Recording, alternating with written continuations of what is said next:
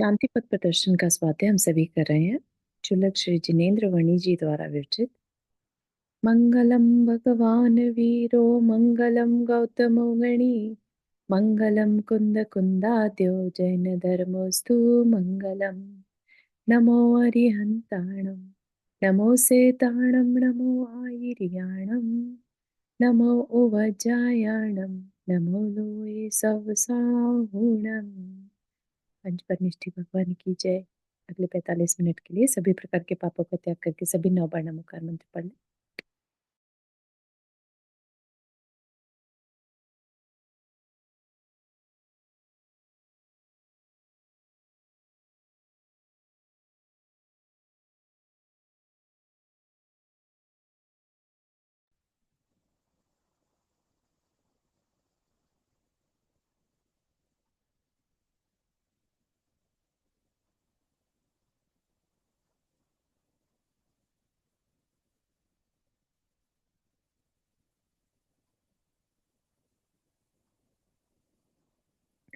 तो हमारे को एक नई चीज यहाँ पर सीखने को मिली थी शांति पथ प्रदर्शन में कि जो जीव है, जो चेतन तत्व कहते हैं, जिसे जीव तत्व कहते हैं, तो ये जो राग द्वेष वाले भाव हैं वो किसके हैं? जीव के हैं या कुछ और है? ठीक है, तो उस पे थोड़ी सी चर्चा चल रही थी। ठीक है, तो जब डीपली देखा जाए किसी एक दृष्टि से, यानी कि निश्चय से अगर हम देखें, तो जीव क्या है? अपने आप में शुद्ध चेतन तत्व है, शुद्ध है। ठीक है, उसका अपना कुछ नहीं है सिवाय देखने जानने के, और ज्ञान ही उसका स्वरूप है, ये हमने जाना था। राइट। तो फिर ये राग आदि किसके हैं? अगर हम देखें तो ये राग आदि कोई कुर्सी मेज तो करती नहीं है, करने वाला जीव है। तो ये किसके हैं? है ना?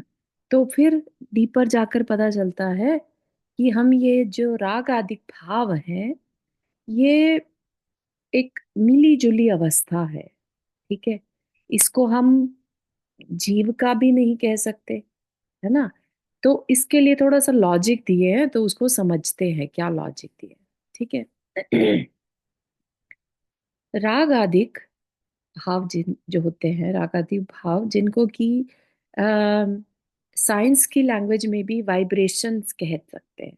राइट। तो वो वाइब्रेशन कहिए, वो अपने आप में पार्टिकल्स है। ठीक है, रागादिक भाव जो है वो अपने आप में पार्टिकल्स हैं। ठीक है, तो इस वजह से क्योंकि वो पार्टिकल्स हैं, उनमें रूप रस गंध स्पर्श है, तो उनको जीव तो नहीं कह सकते। रागादिक भावों को जीव नहीं कह सकते। वो जीव के भले ही हो, लेकिन जीव नहीं कह सकते।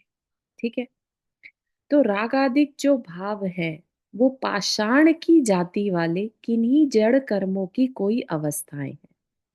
तो कोई जड़ कर्म है, जड़ कर्म मतलब कर्म पार्टिकल्स है, जिनकी वजह से ये राग आदिक भाव अंदर में होते हैं, जिन्हें अपन संकल्प विकल्प भी कह सकते हैं। राइट।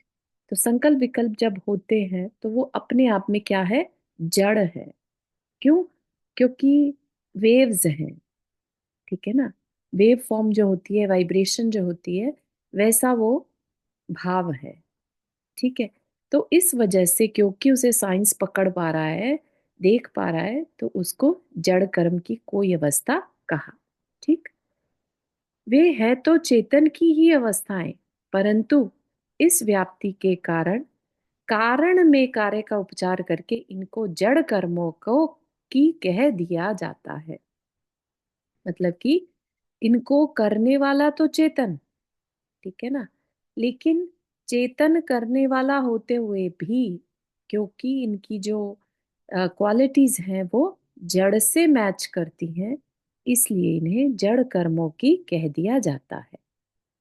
जिस दृष्टि में चेतन चेतन मात्र ही हो, उस दृष्टि में राग को चेतन का नहीं कहा जा सकता। दृष्टि मतलब जिस पर्सपेक्टिव से, जिस व्यू से, पॉइंट ऑफ व्यू से, यानी निश्चय नय से। राइट। निश्चय नय में चेतन जो है वो शुद्ध है। ठीक है, अब शुद्ध चेतन में राग जो कि चेतन की विकारी अवस्था का नाम है ना। तो इसलिए इस दृष्टि से राग को चेतन का नहीं कहा जा सकता। यह दृष्टि की विचित्रता है। ठीक है, ये इसी वजह से नयों को समझना बहुत जरूरी है कि हम बात जो कह रहे हैं वो किस नय से कह रहे हैं या किस दृष्टि से कह रहे हैं। ठीक है, नहीं तो अभी यहाँ पर झगड़ा हो सकता है ना। तो यह दृष्टि। जड़ बोले तो अपन उसको अजीब बोले, मतलब जड़ है तो उसको हाँ, अजीब हुआ मतलब। बिल्कुल। ओके। बिल्कुल।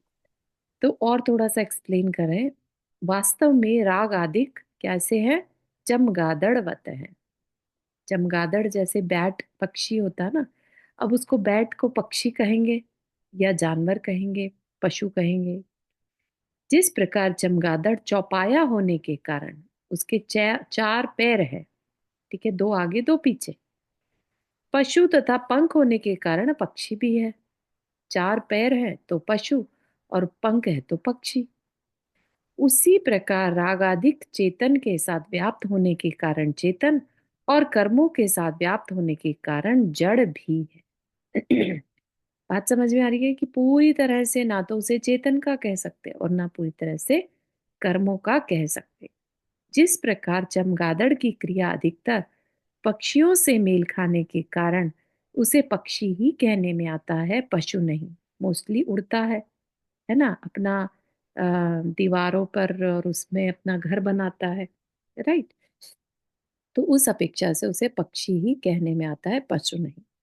उसी प्रकार राग आदि की अधिक व्याप्ति कर्मों के साथ होने के कारण इन्हें कर्मों का ही कहा जाता है, चेतन का नहीं।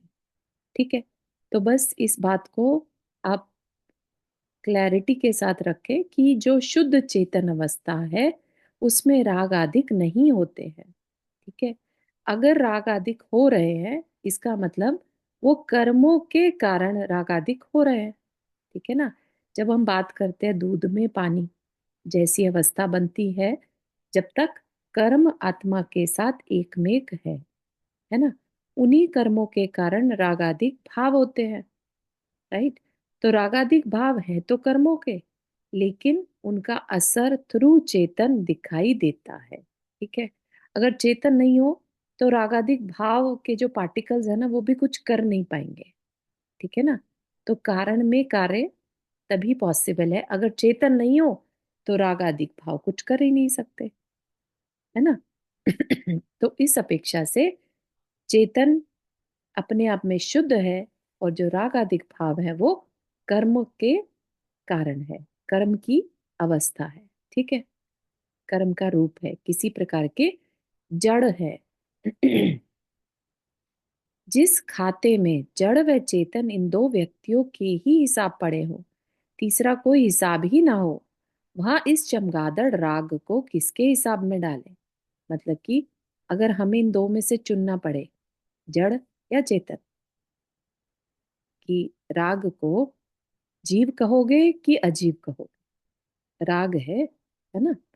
तो कहा कि अगर दो ही ऑप्शन हो तब तो शुद्ध चेतन तो क्या है, जीव है, और जड़ चेत कर्म अजीव है। अशुद्ध चेतन नाम की कोई चीज ही नहीं बताई, दो ही चीज बता दी, शुद्ध चेतन और जड़ कर्म। अगर इन दो में से हमें राग को डालना हो किसमें, तो आपके पास अशुद्ध चेतन वाली कोई अवस्था ही अगर ना हो, राइट, तो कहाँ रखेंगे? तो कहा जिसके साथ अधिक मित्रता है उसके ही नाम लिखा जाना उचित है। अधिक मित्रता मतलब जिसके साथ ज्यादातर क्वालिटीज मिलती हैं। जैसे अभी चमगादड़ के बारे में कहा, भले ही चार पाए वाला है लेकिन क्योंकि पक्षी की तरह उड़ता है, घोंसला बनाता है, राइट, मोस्टली उसकी जो हरकतें हैं वो पक्षियों जैसी हैं, इसलिए उसे पक्षी में बोला जाता है। ऐसे ही राग आदि को जड़ कर्मों के हिसाब में ही लिखा जा सकता है, चेतन के हिसाब में नहीं, है ना। कुछ भी कह लीजिए, राग आदि से भले ही चेतन इम्पैक्ट होता है लेकिन उसको राग आदि भावों को चेतन नहीं कहा जा सकता। ठीक है, यहाँ तक बात समझ में आ रही है? हमें अपनी पहचान कराई जा रही है कि हम जो हैं, हम कौन हैं। क्या हम शुद्ध चेतन हैं या फिलहाल हम अशुद्ध चेतन हैं? ठीक है, अगर आपको अशुद्ध चेतन का ऑप्शन ही ना दिया जाए, राइट, तब हम बहुत सारा कंफ्यूजन क्रिएट हो सकता है ना। तब हम हर टाइम अपने आप को शुद्ध चेतन शुद्ध चेतन शुद्ध चेतन करते रहे और कर्म अपना काम फिर भी करते जा रहे हैं, फिर भी हम राग आदि कर रहे हैं, है ना। तो फिर हम कंफ्यूज हो जाएंगे। तो इसके लिए दूसरी दृष्टि दी कि हम अशुद्ध चेतन से ऑपरेट करते हैं, वो भी एक दृष्टि है। ठीक है। भले ही पाषाणवत अथवा उपर्युक्त शरीरों वत जड़ न कहें आप। ठीक है। पाषाणवत या शरीरवत मतलब राग आदि का कोई शरीर नहीं है ना। जैसे कि हमने बाकी चीजें देखी थी, क्या देखा था कि षटकाय के जीव है ना, स्थावर और त्रस, राइट, सबके पास शरीर है। ठीक है।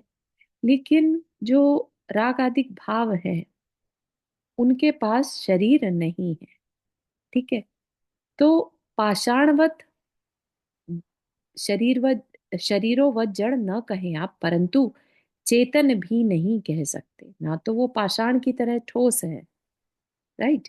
और ऐसा कुछ भी नहीं है कि उनके मृत शरीरों के जीव बॉडी है वो, कुछ ऐसा भी नहीं है ना। लेकिन वो चेतन के भी नहीं है आप इन्हें, क्योंकि यदि ऐसा होता तो मुक्त हो जाने के पश्चात भी ज्ञान व शांति आदि की भांति जीव में इनकी सत्ता दिखाई देनी चाहिए थी। ज्ञान जो है वो जीव के साथ जाता है, जो शुद्ध अवस्था है उसमें शांति भी होती है ना। तो वो तो दिखाई देता है जीव के साथ, एक बार मुक्त हो जाए जीव तो, राइट। लेकिन राग आदि नहीं दिखाई देते। ठीक है ना। तो इसलिए कहा, अधिक चर्चा में न पड़कर अपना काम साधने के लिए चिदाभासी कह लीजिए इन्हें आप, अर्थात चेतन सरीखा दिखने वाला जड़। ठीक है। चेतन सरीखा मतलब चेतन जैसा, है ना, लेकिन है कैसे, जड़। ठीक है। खुद का कोई भी अस्तित्व सच अलग से नहीं है। ठीक है ना। चेतन है तो ये दिखते हैं, काम करने वाले हैं, इसलिए क्या कह दिया, चेतन सरीखा दिखने वाला जड़। और इसीलिए जिस प्रकार बाह्य जगत के पृथ्वी से लेकर मनुष्य पर्यंत तक के सकल त्रस्थावर शरीर अजीव तत्व में गर्भित है, उसी प्रकार आभ्यंतर जगत के इंद्रिय मन बुद्धि वासनाएं आदि भी अजीव तत्व में ही गिनी जाने योग्य है, जीव तत्व में नहीं। क्या कहा कि जितने भी शरीर है, चाहे वो मनुष्य का हो, चाहे वो पशु पक्षी का हो, है ना, तिर्यंच का, पेड़ों का, पृथ्वी का, एक अग्नि का एक हो, देव हो, है ना, सबके शरीर कैसे हैं, अजीव तत्व से बने हैं। ठीक है। उसी प्रकार जो आभ्यंतर जगत है, यानी अंतरंग में सबके अंदर क्या है, इंद्रियां, मन, बुद्धि, वासनाएं, है ना, जो संस्कार है, आदतें हैं, राग द्वेष है, ये भी क्या है, अजीव तत्व में ही गिनी जाने योग्य है, जीव तत्व में नहीं, है ना। भले इनके पास बॉडी नहीं है, लेकिन ठीक है। तो दो तरह के जड़ हो गए, एक तो जो शरीर रूपी जड़ है, राइट, जो शरीर है, और एक उसके अलावा जो कुछ भी बचा वो भी अजीब है। ठीक है। अब बात चलती है शरीर की। इस इसके प्रकार अलावा जो भी बचा मतलब। मतलब जो शरीर नहीं है, आज अच्छा। की डेट में आप कुछ भी देखेंगे हाँ वो क्या है, वो इन जो षटकाय के जीव है उन्हीं के मृत शरीर हैं। जैसे कि आप कोई कपड़ा देखते हैं, वो क्या है, हाँ। राइट, कॉटन से बना हुआ है या बना हुआ जिस, है हाँ। है ना, हाँ तो मृत जैसे शरीर हो गया उनका। पहाड़ है, पत्थर से बन पत्थर है। हाँ, वो हाँ, शरीर है किसी न शरीर है, अच्छा। किसी, है ना। तो वो तो सब बाह्य जगत हो गया, हम्म, राइट। और जो अंतरंग जगत है जो कि दिखाई नहीं दे रहा है, हम्म, राइट, तो वह सब भी अजीव तत्व में ही गिने जाने योग्य है, ऐसा कह। ठीक है। तो अजीव का जो क्राइटेरिया हो गया, बिगर हो गया कंपेयर टू जीव। ठीक है। जीव अपने आप में इंडिविजुअल है, और जितना भी बाह्य जगत है और जितना भी अंतरंग जगत है वो सब क्या है, अजीव। ठीक है। ये कहना चाह रहे हैं। तो अंतरंग में हमारी इंद्रियां, मन, है ना, हमारे थॉट्स, विचार, सब कुछ क्या आ जाएगा, अजीव तत्व में गिने जाने योग्य है। ठीक है। शरीर, अभी तक बात कर रहे थे हम अंतरंग जगत की। अब शरीर, जिस प्रकार अनेक परमाणुओं का प्रचय अथवा पिंड होने के कारण बाहर का यह शरीर कहलाता है काय। ठीक है। उसको क्या का नाम दिया, काय। इसीलिए हम वनस्पति काय, है ना, वायु काय, काय मतलब शरीर। उसी प्रकार अनेक विध सूक्ष्म संकल्प विकल्पों आदि का पिंड होने के कारण अभ्यंतर का यह विस्तार भी कहलाता है काय। ठीक है। जब बाहर का यह शरीर काय कहलाता है, क्योंकि वह किसी चीज का तो पिंड है ना। किस चीज का पिंड है, परमाणुओं का पिंड है। राइट। तो ऐसे ही जो हमारे अंदर के संकल्प विकल्प है, वो भी क्योंकि किसी न किसी परमाणु से बने हैं। कार्बन वर्गनाएं भी क्या है, परमाणुओं से ही तो बनी है, परमाणुओं का ही एक रूप है। राइट। 23 प्रकार की वर्गनाएं होती हैं। उसी में ही शरीर की वर्गनाएं आहारक कहलाती है। और कार्बन, जो कार्बन शरीर भी कह लो। राइट। तो वह भी कार्बन वर्गनाएं हैं, पुद्गल है। राइट। तो इसी तरह से जो संकल्प विकल्प है, वो भी पुद्गल होने के कारण उनको भी क्या कह दिया, काय। ठीक है। अथवा जिस प्रकार हाथ पांव आदि अनेक अवयवों का संघात होने के कारण यह कहलाता है पिंड, उसी प्रकार मन बुद्धि आदि अवयवों का संघात होने के कारण अभ्यंतर जगत भी कहलाता है पिंड। ठीक है। तो यहाँ पर जो बात रखी जा रही है, वो वो क्या रखी जा रही है कि बाह्य जगत भी पिंड है और अंतरंग जगत भी पिंड है। ठीक है। अभी सिर्फ नाम दिया जा रहा है। जिस प्रकार जीर्ण शीर्ण हो जाने के कारण बाह्य पिंड कहलाता है शरीर, उसी प्रकार जीर्ण शीर्ण स्वभावी होने के कारण अभ्यंतर पिंड भी कहलाता है शरीर। ठीक है। जो बाह्य पिंड है वो इंद्रिय गम्य होने के कारण स्थूल शरीर, और जो अभ्यंतर पिंड है उसे क्या कहा, सूक्ष्म शरीर। ठीक है। तो उन्हीं को क्या नाम दे दिया, जो बाह्य शरीर है उसको नाम दिया औदारिक। ठीक है। औदारिक वर्गनाओं से मिलके बना है। और जो अंतरंग है, जिसे हम तेजस और कार्बन कहते हैं, वो भी सूक्ष्म शरीर है। ठीक है ना। तो ये बात कहना चाह रहे थे कि हम सब जो है 3 प्रकार के शरीर को धारण करते हैं। औदारिक शरीर जो बाहर में दिखाई दे रहा है, और तेजस और कार्बन जो अंतरंग में हमारे जीव तत्व के साथ एक मेक हो गया। ठीक है। लेकिन ऐसा नहीं कि वो शरीर नहीं है, अपने आप में शरीर है, तो वो सूक्ष्म शरीर। ठीक है। बात समझ में आ रही है, सिर्फ कहने का तरीका है। हमने पहले ऑलरेडी पढ़ा है। राइट। औदारिक शरीर, तेजस शरीर और कार्बन शरीर। ठीक है। इंद्रियों में तथा शरीर में स्फूर्ति, गर्मी तथा कांति उत्पन्न करने वाला प्राणात्मक विभाग तो कहलाता है तेजस, और जड़ कर्मों के साथ साथ इंद्रिय मन बुद्धि आदि को उत्पन्न करने वाला राग द्वेषात्मक विभाग कहलाता है कार्बन। तेजस क्या, जो बॉडी में ओज जिसे कहते हैं, है ना, एक गर्मी, है ना, उसको क्या कहा, तेजस। ठीक है। कांति जो इसे कहते हैं।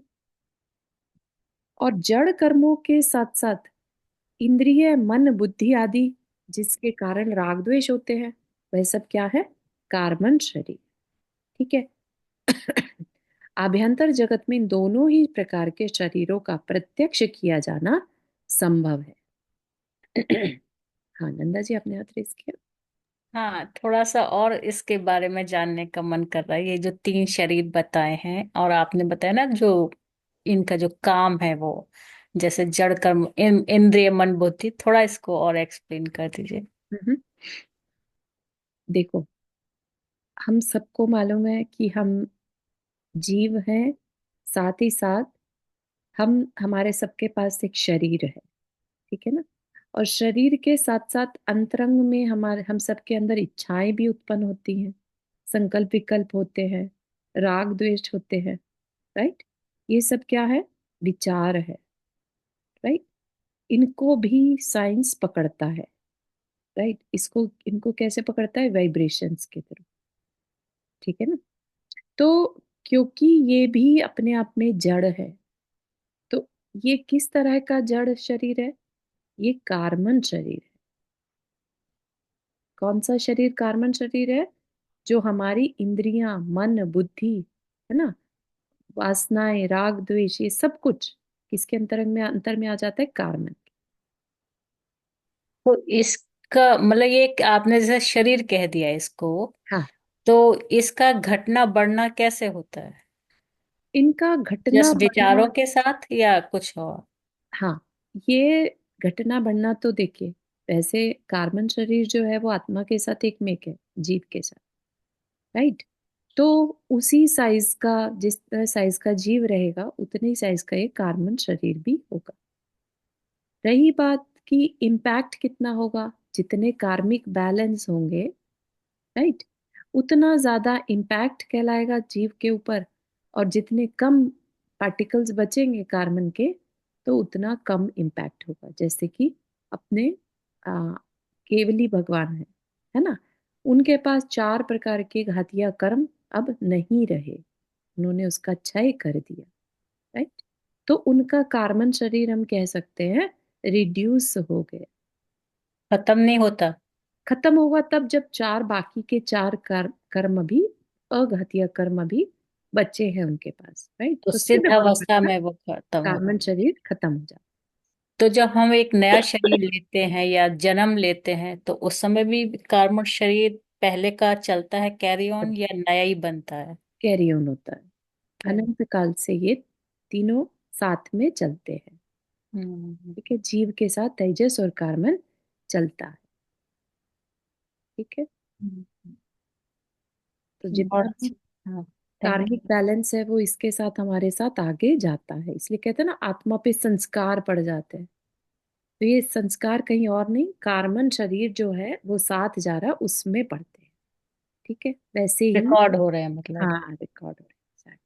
कर्म बंद के साथ साथ बंद हो रहा है ना। हम्म। ठीक है, बॉन्डिंग। तो क्या करना चाहिए कि मतलब आत्मा के साथ, और या मतलब कार्मर शरीर को अच्छा बना सके, कि अच्छे ही संस्कार आगे जाएं और हाँ। ये गलत संस्कार को काट सके? हाँ, तो तप है उसका वो, या कुछ और भी है? नहीं, उसके लिए दो ही चीजें बताइए। एक तो ये कि पाप से बचना। ठीक है। हम्म। हम अभी काम ऐसा तो कर नहीं सकते, हम कोई भी काम ना करें और कर्म ना करें और बैठ जाए एक जगह पर। राइट। हमें कुछ ना कुछ करना है। अब कुछ ना कुछ करना है तो पता चला कि हम किसी को मारने में लग गए या किसी को बचाने में लग गए। राइट। तो हमें चॉइस करनी पड़ेगी, क्या हमें मारने में लगना है कि हमें बचाने में लगना है। राइट। तो इसी को क्या कहा? इसी को कहा पाप से बचना और पुण्य में लगना। मतलब कि चॉइस करना। ठीक है ना? पास्ट में जो बांध लिए सो बांध लिए, लेकिन अब जो भी करना वो चूज करना कि तुम्हें पाप चाहिए कि पुण्य चाहिए। ठीक है। और इस तेजस शरीर को कैसे बढ़ा सकते हैं और मतलब स्ट्रॉन्ग कर सकते हैं? तेजस शरीर के बारे में नहीं, तेजस शरीर से हमें कोई ज्यादा मैटर नहीं है। ये तो सिर्फ शरीर की एक गर्मी है ना। जब तक जीव जी रहा होता है तब तक उसकी बॉडी गर्म होती है। राइट। जैसे ही वो जीव चला जाता है बॉडी ठंडी पड़ जाती है। तो इसका ऐसा सच काम और कोई नहीं है। खाने में, भोजन में, डाइजेशन में काम आएगा। इसके अपने अपने काम जो भी रहते हैं, लेकिन इससे हमें ज्यादा मैटर नहीं करता। राइट। जो हमें प्रॉब्लम देता है वो है कार्बन शरीर, जो हमें संसार में अटकाए रहे। ठीक है। जैसे अभी आपने कहा कि ये तेजस शरीर डाइजेशन और बॉडी को उसमें हेल्प करता है, हाँ। तो सारी अगर कुछ बीमारियां होती हैं तो वो तो उसी डाइजेशन और इंडाइजेशन की वजह से ही होती हैं। तो क्या हाँ। इसका भी रोल होता होगा फिर? तेजस शरीर का रोल होता है। तेजस शरीर का देखना पड़ेगा कि घटता बढ़ता तो कभी सुना है नहीं, है ना। तो जो शरीर की स्फूर्ति है, उसमें जो एक्टिविटी है, गर्मी है, कांति है, वो जो है सो है। लेकिन उसमें घटत बढ़त कभी ऐसा जानने में नहीं आया। तो इसको देखा जा सकता है ना, कि क्या इसमें भी घटी बढ़ी होती है अपने कर्मों के हिसाब से, ठीक है ना। हाँ, क्योंकि जैसे एक होते हैं मुनिराजों की चर्या, एक होती है आम आदमी की चर्या, और हाँ आम हाँ। आदमी भी दो तरह के लोग होते हैं। एक बहुत आलसी प्रवृत्ति के होते हैं, एक बहुत एक्टिव वाले होते हैं। तो क्या राइट। एक्टिव वाले लोगों में ये तेजस शरीर बहुत अच्छा काम करता है, और आलसी लोगों में? नहीं, वो जो एक्टिविटी ज्यादा करना कम करना वो है वीर्य, ठीक है ना, अच्छा अच्छा। आत्मा की शक्ति, है ना। जिनकी जितनी होती है वो उतने अवेयर होंगे अपने काम के लिए, ठीक है। तो वो अलग चीज हो गई, एक्टिविटी होना, एक्टिव होना, वो अलग चीज है। चेहरे पे इवन कांति ज्यादा आना, वो भी अलग चीज। तो ये जो तेजस शरीर है, ये बस रहता है, और इसके बारे में और ज्यादा पढ़ा जा सकता है, लेकिन कभी सुनने में नहीं आया कि ये क्या घटता बढ़ता है क्या, ठीक है हम्म। और एक बार जैसे ये दीपायन मुनि का वो सॉरी। पुतला निकला था, तो वो पुतला क्या तेजस शरीर के दो भाग होते हैं क्या था मैं? हाँ, वो अलग चीज होती है, आहारक शरीर बोलते हैं उसे। बड़े बड़े तपस्वी जो मुनि रहते हैं, उनके अंदर से दो तरह के पुतले निकल सकते हैं। तेजस शरीर में ही उसको कहा जाता है, कहने में आ जाता है, लेकिन ये वो तेजस शरीर नहीं है। अच्छा।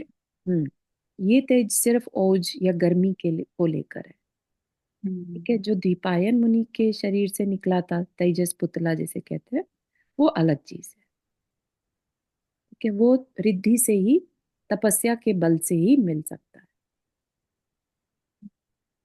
ठीक है।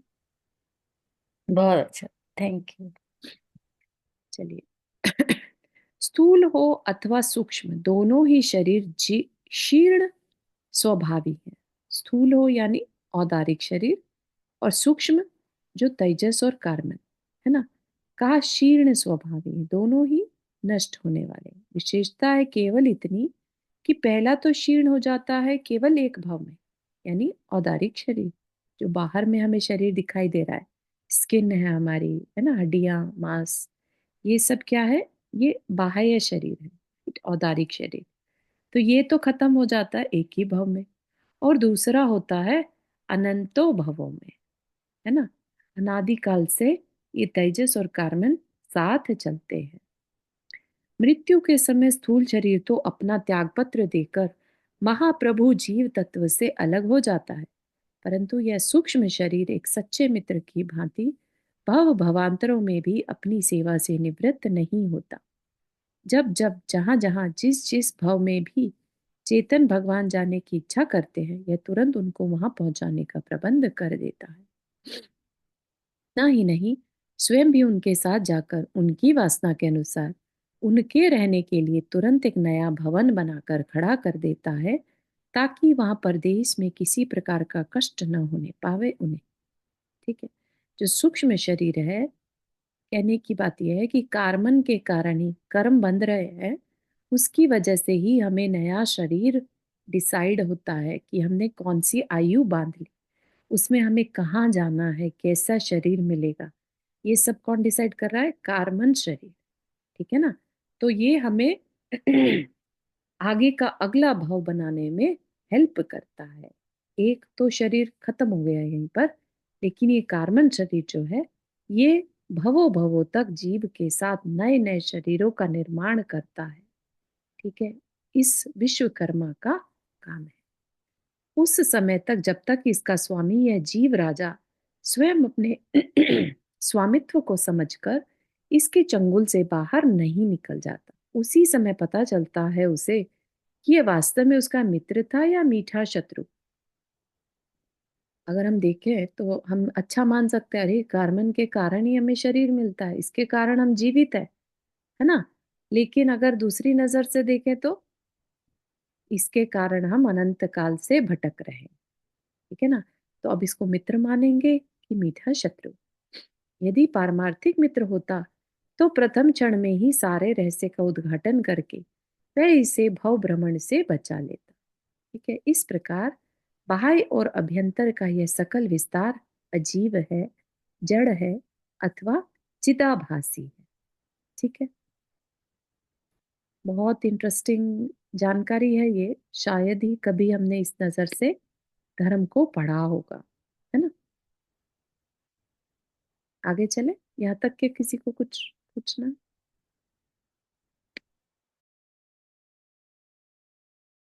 ये जो इससे प्रीवियस पेज था, इतना अच्छा, इतना इंटरेस्टिंग था कि जितना भी आप इस पे समय लगाएंगे हम सुनते रहेंगे। बहुत अच्छा लग रहा था सुनने में। और इस तरह से कि ये शरीर मतलब शत्रु है या मित्र है, बहुत ही इंटरेस्टिंग है ये तो हाँ, भाई। इसी इसी को ही आगे कंटिन्यू कर रहे हैं एक्चुअली। बहुत ही इंटरेस्टिंग डिस्कशन आगे भी चलेगा ये। ठीक है, तो बात किसकी करेंगे अभी? जीव और अजीव की, राइट। बाकी जो कह लीजिए द्रव्य है, उनकी चर्चा यहाँ पर करने का कोई ज्यादा औचित्य नहीं है, क्योंकि शांति किसे चाहिए?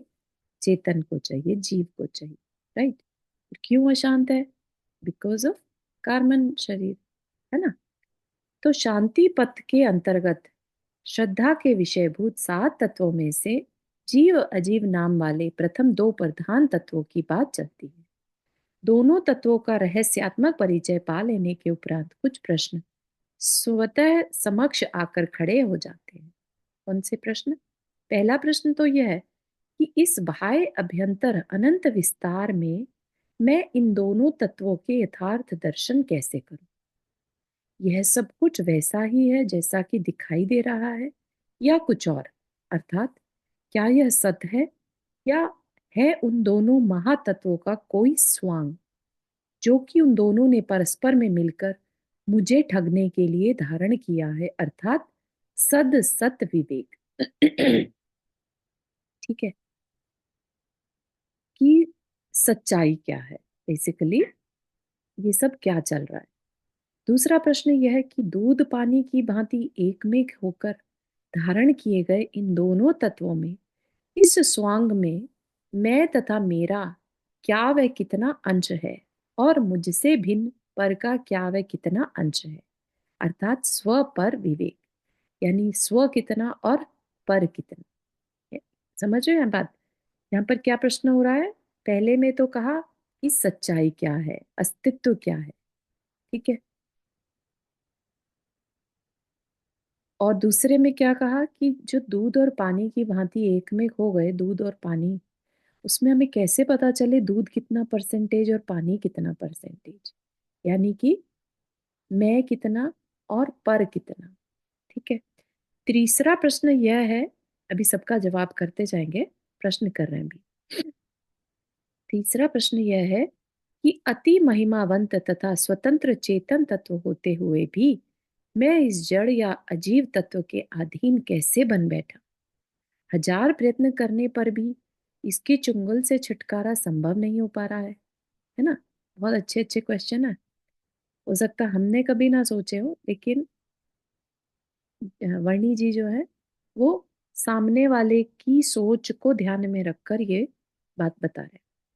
चौथा प्रश्न यह है कि वह कौन सी विधि है जिससे कि इस जगत में रहते हुए भी मैं प्रपंच का स्पर्श न करते हुए केवल इसका दृष्टा बना रहूं।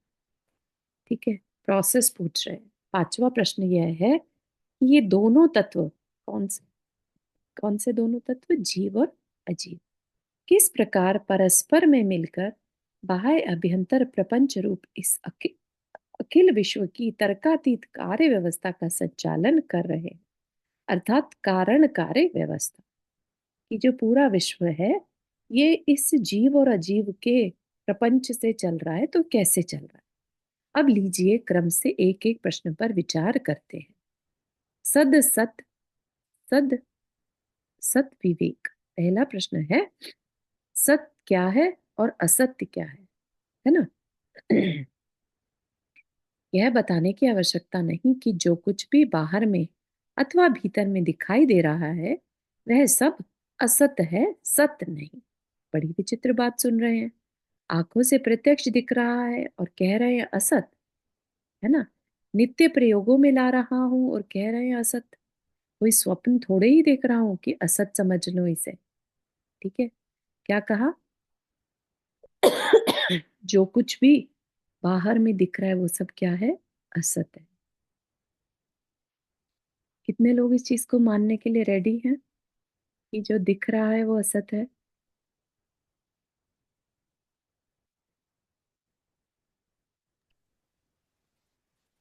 कभी सुनी है ये बात हाँ। कि जो दिख रहा हाँ है वो सब असत असत्य है? है। हाँ सब तो अब कभी मान सकते हैं, कुछ भी पहले नहीं सच मान नहीं है ना सकते इसमें। थे। नहीं, असत्य है तो सत्य क्या है? हाँ, बहुत सिर्फ सारे आत्मा। क्वेश्चन आ सकते हैं ना। हाँ। तो हम अभी हर जगह पर दिमाग में नयों को रखें कि ये जो बात कही जा रही है, अचानक से कोई बात कह दी भी दे अगर, जो कि आपको एकदम से रियलाइज हो कि अरे ये कैसे, ठीक है ना, तो इमीडिएटली उस पर ये सोचिए ये किसी दृष्टि से ऐसी बात कह रहे हैं। ठीक है, तो कह सकते हैं, इसमें क्या है? अगर वो किसी एक दृष्टि से कह रहे हैं तो कह सकते हैं, ऐसा नहीं है कि सर्वथा असत्य है। ठीक है, देखो, आपके शरीर पर चुटकी भरता हूं, कुछ पीड़ा होती है कि नहीं? फिर असत कैसे समझ लो इसे? ठीक है भाई, तेरी शंकाएं बिल्कुल उचित है, व्यवहारिक दृष्टि से, यानी व्यवहार नए की दृष्टि से, व्यवहार नए की दृष्टि से देखने पर तो ऐसा ही है, यानी जो दिख रहा है वो सत्य है। किस दृष्टि से? व्यवहारिक दृष्टि से। परंतु मैं जिस पारमार्थिक दृष्टि की बात कर रहा हूं, जिस तात्विक दृष्टि यानी निश्चय नय की बात कर रहा हूं, उससे देखने पर यह सर्वथा असत्य ही है। आ गया आंसर? ठीक है, बिना दृष्टि को समझे, बिना दृष्टि को ध्यान में रखे हम झगड़ना शुरू कर सकते हैं, या हम कह देंगे फालतू की बातें हैं, शास्त्र गलत है, ये हमें नहीं पढ़ना है शास्त्र, है ना। कितनी जल्दी हम डिस्कार्ड कर देते हैं, क्योंकि हमारी छोटी बुद्धि जो है, हमारी प्रैक्टिस नहीं होने से हम इमीडिएटली उस चीज को डिस्कार्ड कर देते हैं जिसको कि हमने आज तक समझा नहीं था। ठीक है, देख, सत्य किसे कहते हैं? सत्य मतलब सच, सत्ता, है ना, जिसका कुछ अस्तित्व हो, जिसकी अपनी कोई मौलिक या पारमार्थिक स्वतंत्र सत्ता हो। हल्दी तथा चूने के संयोग से उत्पन्न होने वाले लाल रंग की क्या अपनी कोई स्वतंत्र सत्ता है? कभी आप हल्दी और चूने को मिलाइएगा तो एक पिंकिश सा कलर आ जाता है। ठीक है, अब जो ये पिंक कलर आ गया, अब उसे क्या कहेंगे? क्या इसकी अपनी कोई स्वतंत्र सत्ता है? मतलब कि इसका एग्जिस्टेंस किस कारण से हुआ? हल्दी और चूने के मिक्सचर से हुआ। ठीक है, तो जब मिक्सचर से कोई चीज बनती है, यानी वो डिपेंडेंट है हल्दी और चूने पर। ठीक है, तो उसको हम स्वतंत्र सत्ता नहीं कह सकते। ठीक है, तो अब ये पिंक कलर या लाल कलर कहाँ से आ गया? ठीक है ना, तो उस अपेक्षा से, क्योंकि इसकी स्वतंत्र सत्ता नहीं है, उस अपेक्षा से इसको क्या कह दिया? असत। ठीक है, तो बस यही वह दृष्टि है, यही वह पर्सपेक्टिव है जिससे देखने पर अखिल प्रपंच असत होकर रह जाता है। संयोग दिखने लगेंगे। ठीक है ना, हल्दी और चूने के संयोग से उत्पन्न लाल रंग की भांति बाह्य अभ्यंतर यह सकल विस्तार भी वास्तव में मौलिक सत्ताभूत कुछ न होकर उनके संयोग से उत्पन्न होने वाली पर्याय है। ठीक है, जो जो कुछ भी दिख रहा है वो सब पर्याय है। कोई द्रव्य पर्याय है, कोई भाव पर्याय है। ठीक है ना, और पर्याय कैसे हुई? जीव और अजीव के मिलने से। जब संयोग से कोई चीज हो रही है तो क्या उसको अपनी स्वतंत्र सत्ता कह सकते हैं? नहीं कह सकते। ठीक है, तो उस अपेक्षा से कह दिया कि इसका अपना कोई अस्तित्व नहीं है। ठीक है ना, पर्यायों का कोई अस्तित्व नहीं है, पर्याय नष्ट होने वाली है। ठीक है ना, बाह्य जगत के मृत शरीर या जड़ द्रव्य क्या है? केवल परमाणुओं के पिंड, और जीवित शरीर है जीवात्मा सहित परमाणुओं के पिंड। ठीक है ना, परमाणुओं के पिंड है जो जीवित है, अभी उनके साथ जीवात्मा सहित परमाणुओं के पिंड। जो मर गए हैं उनके साथ जीवात्मा रहित है। इसी प्रकार अभ्यंतर जगत के बौद्धिक ज्ञान तथा मानसिक राग द्वेष ज्ञान के साथ ज्ञेय का संयोग हो जाने के कारण उत्पन्न होने वाले भावात्मक पिंड। ठीक है। यहाँ तक के किसी को कुछ प्रश्न?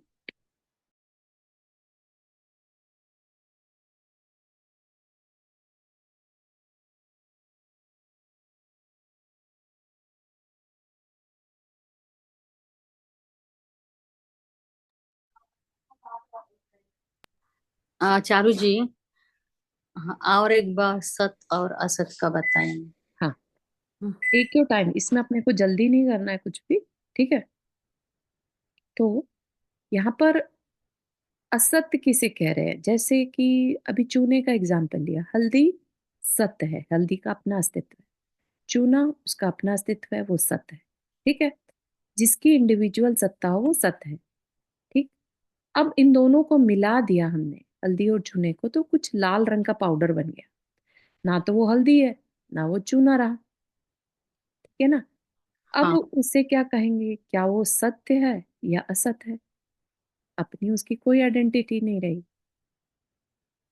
राइट। ना तो वो हल्दी रही, ना वो चूना रहा। दोनों के मिक्सचर से जो बना वो, क्योंकि उसकी स्वतंत्र सत्ता नहीं है, उसको असत का।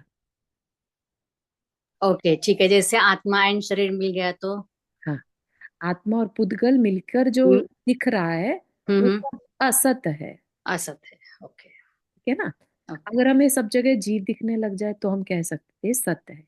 सत है। ओके, लेकिन हमें दिखता क्या है? दोनों का मिश्रण दोनों दिखता है। का मिश्रण। हाँ, ठीक है ना। तो इस वजह से हमने क्या कहा, जो दिख रहा है वो सब कुछ असत्य है। ठीक है। तो अब यकीन हो जाएगा। लेकिन एक पर्सपेक्टिव है, एक दृष्टि है।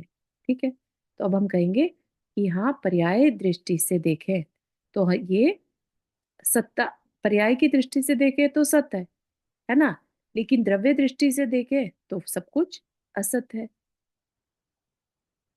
ठीक है ना। द्रव्य दृष्टि यानी जीव की अपेक्षा देखें तो सब कुछ मिला जुला है। राइट। जीव के साथ कर्म के मिलने से जो कुछ भी दिख रहा है वो सब हमारी पर्यायी तो है। जो आज है और कल नहीं, उसका भरोसा ही क्या, और सत कैसे कहा जा सकता है उसे? सत्ताभूत कैसे समझा जा सकता है उसे? ठीक। जिस प्रकार सागर से भिन्न उसकी तरंग का कोई स्वतंत्र सत्ता नहीं, इसी प्रकार जीव अजीव तत्व से भिन्न इस बाह्य अभ्यंतर जगत की कोई स्वतंत्र सत्ता नहीं। ठीक। इसीलिए जिस प्रकार स्वतंत्र सत्ताधारी होने से सागर ही सत्य है, तरंग नहीं, उसी प्रकार स्वतंत्र सत्ताधारी होने से जीव अजीव तत्व ही सत्य है। इंडिविजुअल जो है जीव सत्य है और अजीव सत्य है, लेकिन जब ये मिक्स हो गए तब सब कुछ जो है वो असत्य हो गया। ठीक है।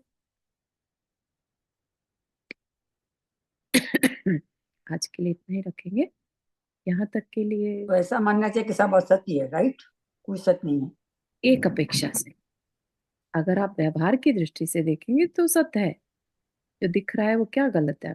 सच में कोई आपको चूटी मारे तो दर्द होगा। तो आप सपन तो नहीं देख रहे हैं, सो तो नहीं रहे, है ना, आंखें खुली हैं।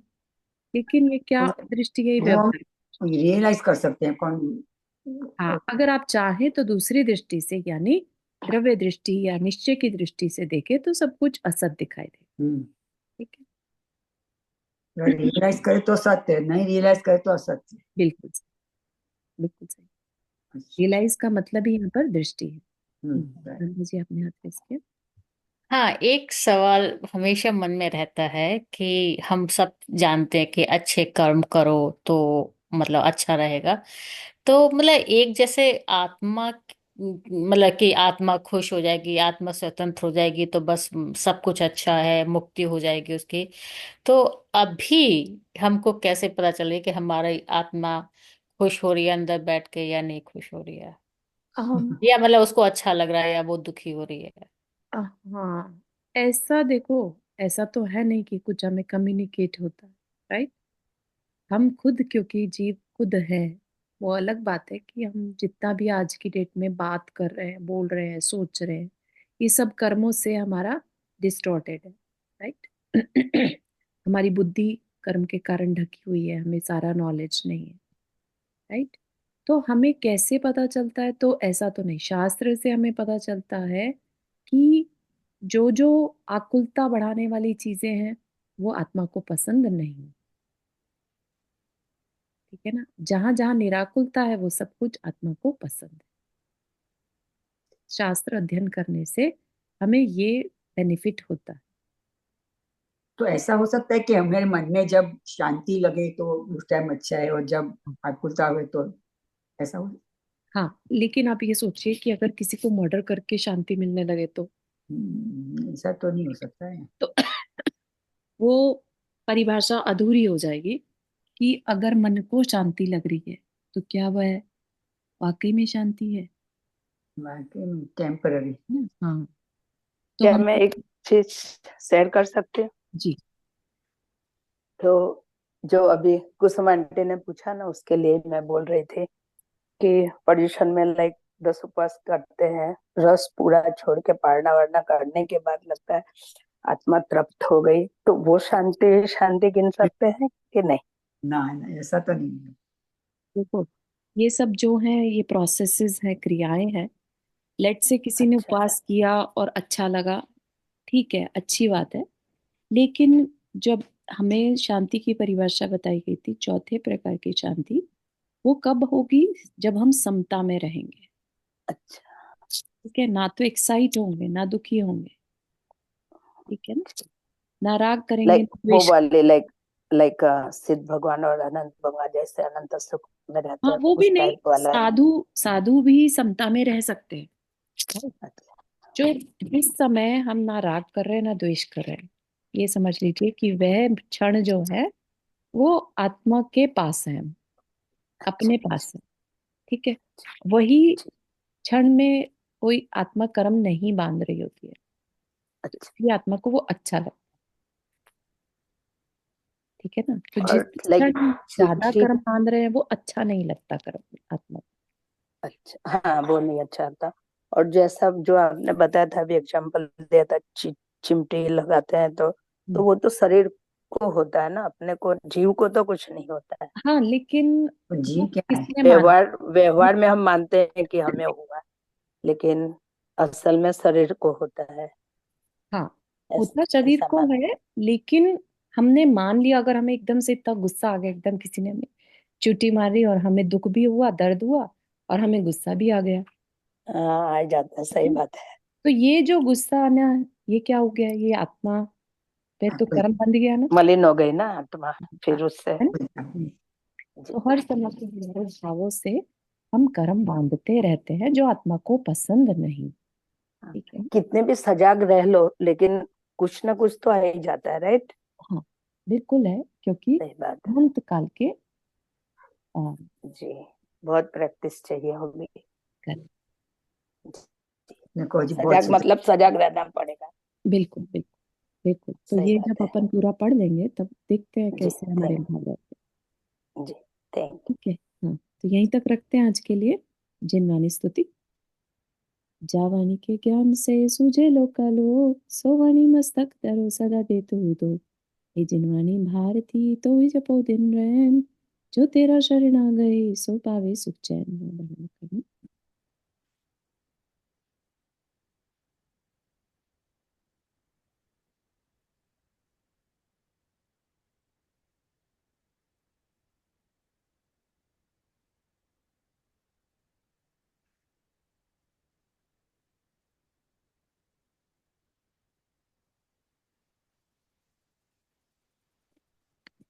सभी को जय जिनेन्द्र। जय जिनेन्द्र। जिनेंद्र। जय जिनेन्द्र सभी को। जय जिनेन्द्र। जय जिनेन्द्र सभी जय को। जिनेन्द्र।